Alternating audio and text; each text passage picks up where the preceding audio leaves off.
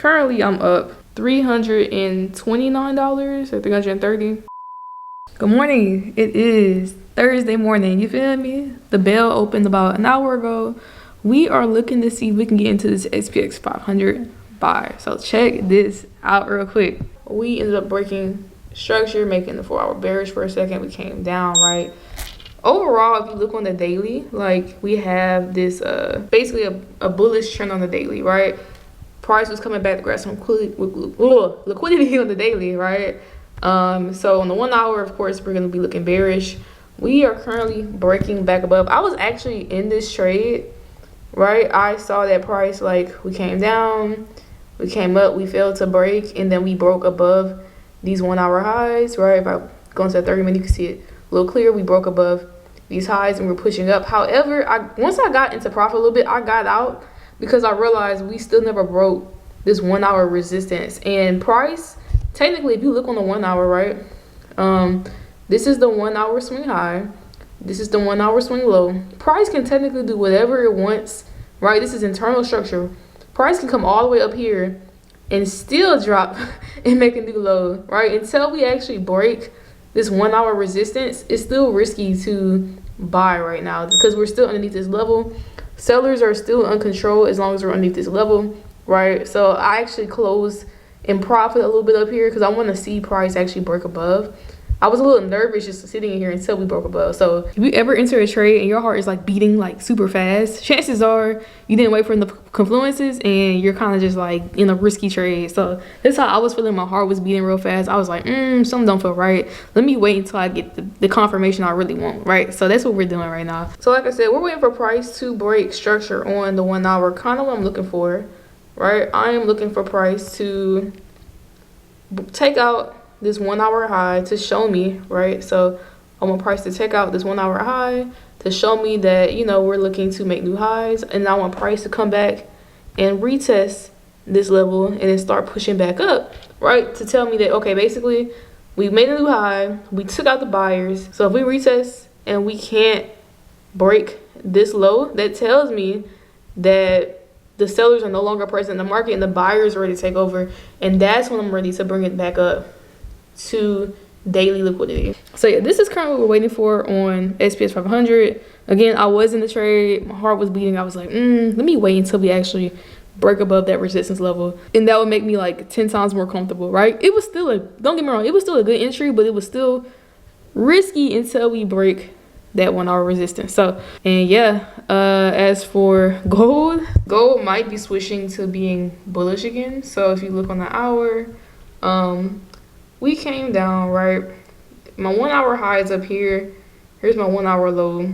Right here, we actually made another 1 hour low, and then we broke structure up here. So we actually pushed up a little bit. So we might be shifting back bullish on gold, but I'm not really focused on gold right now. Gold, I would like to see it like some kind of retest showing me that it doesn't want to go any lower, and then maybe I can look into getting back into gold. But for right now, our focus is on SPX500 to see if we're looking to break above this particular level. So I will update y'all and I will let y'all know what I do. So stay tuned. What's good, YouTube? I have an update. So I was waiting on the 1 hour to break structure. Let me show y'all what we did. This was our 1 hour high, right? Price just body candle closed above this high, breaking structure. So we have an official break a structure in the market, right? So currently I am waiting for price to basically correct and show me that it does not want to break this low right here. All right, I'm gonna put my drawings back on. Break a structure. I drew a Fibonacci on the 1 hour in this retracement, so I'm looking to see if how price is going to react to my Fibonacci levels on the 1 hour. Let's look at gold right now. Just as a reminder, this is what I was looking for on EJ. So EJ, this is the daily. We're making bullish structure on the daily. We are at the 61. Price is showing weakness, right? We're slowing down. I want to see price break back above this daily area of interest, right? And then on the 4 hour, I want to see price break 4 hour highs. I want to see price give me a break of structure on the 4 hour high and a retest to show me it's going to lower and then start push up. And I want to take it up all the way to these daily highs. So we got options, right? We're just waiting. We're just waiting.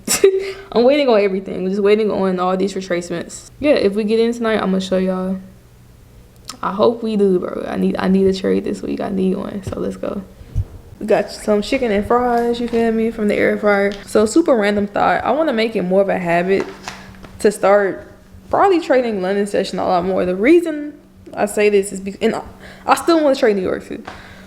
But the reason I say this is because, like, sometimes, like, I notice, like, with London session, I'm just more chill.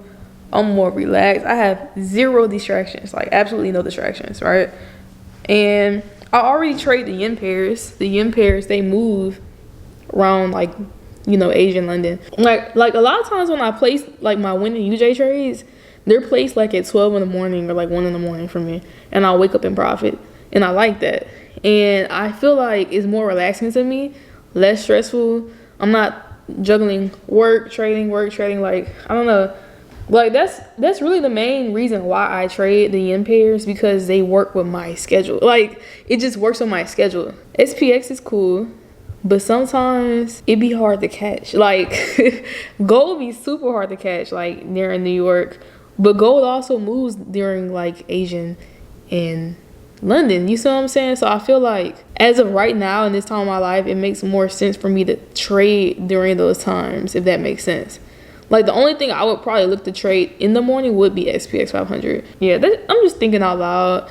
I just noticed that, like, I have a lot more success when I place my trades. Like, either it's gonna be like pre-London, like that 1 a.m., 2 a.m. time when I'm up, or when I place it like pre-New York, and that's like mostly for like UJ and stuff like that. I don't know. I need UJ to stop consolidating.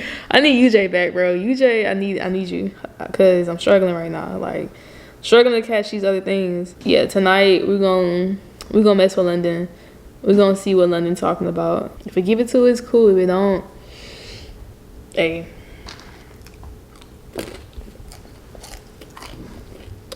Whoop-de-doo. Every time UJ starts consolidating, I have a harder time trading, because and that's my fault. I trade UJ so much, like, I can trade like it's nothing. Like, when it's moving, I can trade like it's nothing, like the back of my hand. But when it comes to other pairs, I have to put so much more effort into it, right? And I think that just means I need to study these other pairs more. Like, I need to study gold a lot closer. SPX500, I kind of already studied. Like, I have a good idea how SPX500 moves, but not as much as UJ, right? So I just need to really hunker down and just study these pairs and, like, really learn and journal and just get better overall. Because, like, if I want to be serious, like, I gotta master the craft, right? So I will keep y'all updated.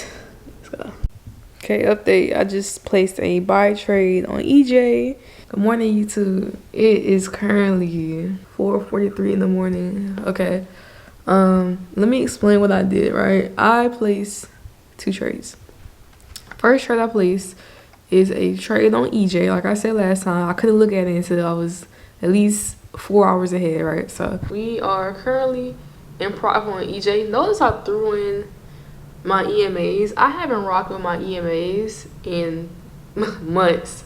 But I kind of just need to see, I needed help. I need like an extra confluence, right? So basically what I saw on EJ, let's go back to the daily. I saw that on the daily, we were bullish, right? We're bullish on the daily, right? Only making higher highs. I saw that we had this daily fill on the daily. Price rejected the 61. It rejected the golden zone nicely, actually.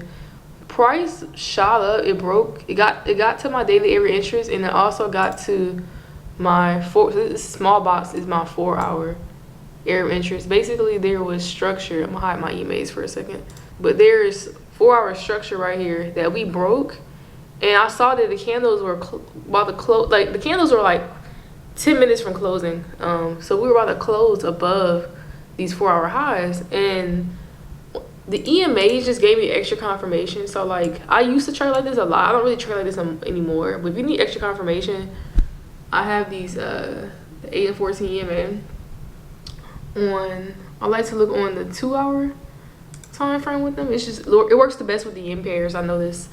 And I noticed that, like, we like closed, like, the EMAs crossed bullish, like The blue is my 8 EMA, the red is a 14. When they cross, that's basically like a buy signal in a sense, and it works really, really well for yen pairs. Like check this out. Like red over the blue, it sells. Blue over the red, it buys, and it does it for a while. If it does this, it's consolidation. Stay away, right? Check this out. Blue over the red, it buys for a long time. So I like using these on the 2 hour. It's like an extra confirmation. Haven't used it in forever, but I kind of just wanted an extra confirmation. When I saw price close bullish above this level, and I got the EMA cross, and we got the rejection off of the 61, and I saw price move all the way from the 61 to the 50% fib. That's a big jump, y'all. That kind of gave me all the confirmation I needed to just get in for buys, right? Usually I do wait for price to come back and retest this broken structure right here. But I felt comfortable getting in, so I went ahead and got in, and we got all the way up to the 38%. So that's a good sign that we're going to look to keep going up, right? Looks like we are potentially getting a retracement here. So right here, we broke up, right? Price is probably going to come back and retest my entry before heading back up and making new highs, right? So I'm fine with that. So yeah, you might see something like that today there in New York. Honestly, if I wasn't working, I would probably try to get a second entry right here, like a scaling entry, and then move my stop loss a little bit in profit and trail up. But I'm not tripping too much on that. The reason why, but I'm not tripping too much on the second entry because I love where my stop loss is at. My stop loss is at a great place right now. But then also, like, I got an entry on SPX500. So if I jump to SPX500, I actually just got this entry like a few minutes ago. I tried to see if I can trade pre-New York sometimes, because I know I'm gonna be really busy like during work, right? On the daily, we basically made a new high. Price came down. There's a daily Fibonacci right here. Daily fib tool. Price came down and rejected the 61, right? And we're still like showing rejections. Like, it doesn't want to go lower. It's showing that price does not want to go lower. I can show you the Fibonacci tool for a second. Here's the Fibonacci tool, right? So price, we came down, we rejected the 50 and then the 38. So we don't want to go lower. Price has shown that. On the 4 hour, again, price, we came down. Right here is a level. Above this level, we're bullish. Below this level, we're bearish, right? We are basically rejecting this level right here. So price, we broke above this level. So if I actually go to a 1 hour, you can see it clearly. Basically, price, we had this high here, right?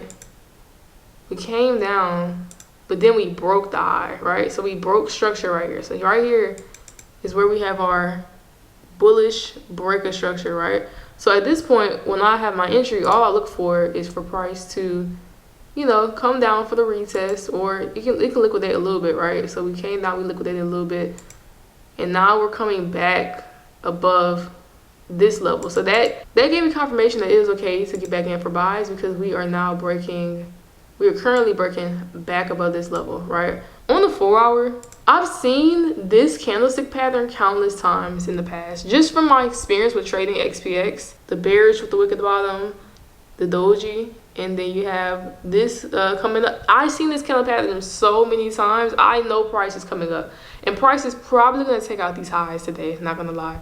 So this is going off of like my prior knowledge. Now, if we don't take out the highs, I'm gonna feel kind of slow. But just from looking at like how I've traded SPX in the past, I've seen this candle pattern before, and I'm very, very confident that we're gonna push up today. Very confident. My camera about to die, so I'm gonna cut it right here. All right, I'm gonna give y'all an update later, so I'll catch y'all later. What's up, YouTube? It is currently 10:40 in the morning, right? I just want to give y'all an update on like where my trades are looking right now. Right, we made it to the 61, the negative 61.8% extension retracement, right? And we're about to take out daily liquidity, right? I wanted to catch a little bit more for 1 to 4. However, I realized on my broker, it had a lot of spread. So this is actually what my position looks like on my broker. I'm only gonna catch a little under a 1 to 3, which I don't love. So I don't know if it's worth trying to hold out this long. Because I don't even know, it's not even gonna be a 1 to 4. It's not even gonna be a 1 to 3, which is crazy. So yeah, that's kind of annoying. I didn't really account for spread when I did this position, but you know, it is what it is.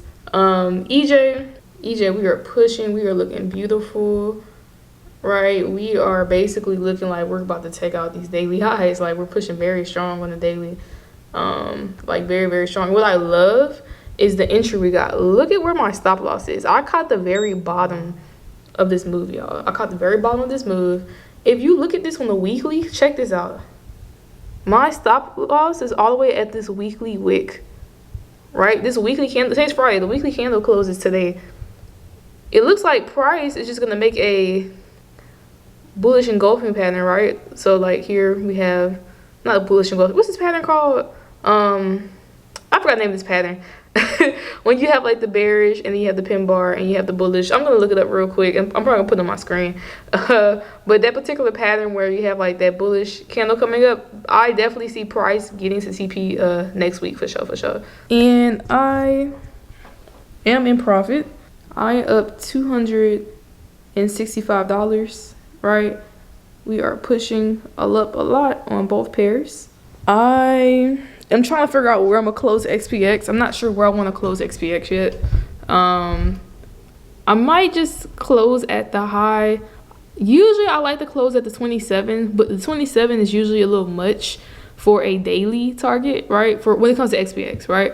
Currency pairs, they hit it no problem. So what I'm talking about is I basically have this daily level fib right here. From this swing low to this swing high. So liquidity is my 0 level. That's where the heart is. First target is liquidity, right? But my second target is this 27 extension, but that's all the way up here to this next psychological level. It may take some time, like by next week, before we even get to this level. And I don't know if we're gonna have another pullback before then. I don't know if my entry is gonna be safe enough, right, to withstand a daily pullback right here. So yeah, that's why I'm kind of like not sure where to close this trade. Like, once we take out liquidity, I guess I'm gonna see how far it wants to go before heading back down. That's probably what I'm gonna close, because if we get a daily pullback, these daily pullbacks be kind of deep sometimes, and I don't know, I'm not sure how long we'll be able to go. When we make new highs on the daily, we don't go that much further. We might go just to this, actually. We might go just to this before coming back down. So I don't want to try to do too much on my take profit. We're just going to eyeball it. We're going to watch it. We're going to see what happens once we take out daily liquidity and kind of go from there. But yeah, I'm feeling pretty good. You know, I like the fact that we're, you know, deep in profit on both pairs. Now, y'all, I just saw gold move, bro. Oh, my goodness. Gold made new highs, y'all. Gold made new all-time, well, it's about to make new all-time highs. It's on the way there. We just took out this 4-hour high on gold. I had an alert on this level to see if price will break this level, because I noticed price likes to like respect levels. Once price breaks a level, I notice it goes to the next level, like with gold. But while this was happening, bro, I was in a meeting. Like, while this was pushing up, I was literally in a Teams meeting for work. So I was literally in the middle of a Teams meeting for work, and we were like discussing things, and I was answering questions, and I saw my alert go off, and I was like, there's nothing I could do about that.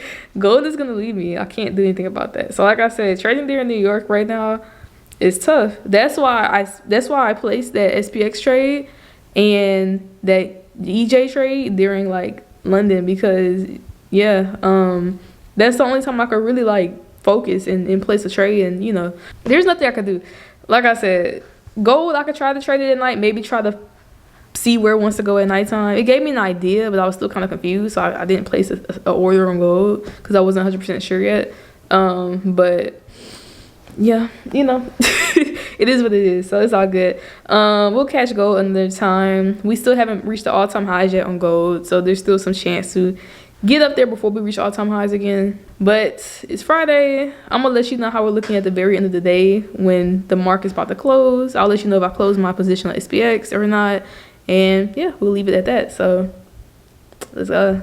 Quick market update. SPX is just now making new all-time highs. Here we are. We're making new all-time highs. We're taking liquidity right now.